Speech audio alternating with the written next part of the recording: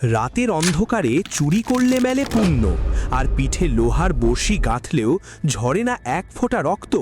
মহাদেবের এমন অলৌকিক লীলার কথা জানেন কি? মহাদেব আর তার ভক্তদের এই অদ্ভুত সুন্দর গল্প নিয়ে মন শুদ্ধির আরও একটা নতুন পর্বে আপনাদের সবাইকে স্বাগত। চলুন আজ হারিয়ে যাই চড়ক আর নীলপুজোর এক গায়ে কাঁটা দেওয়া অজানা কাহিনীতে।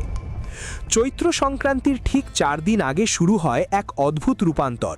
প্রথম দিনে গ্রামের অতি সাধারণ মানুষগুলো তাদের প্রাত্যহিক জীবনের মায়া ত্যাগ করে সন্ন্যাসী বা ভক্তা হয়ে ওঠেন।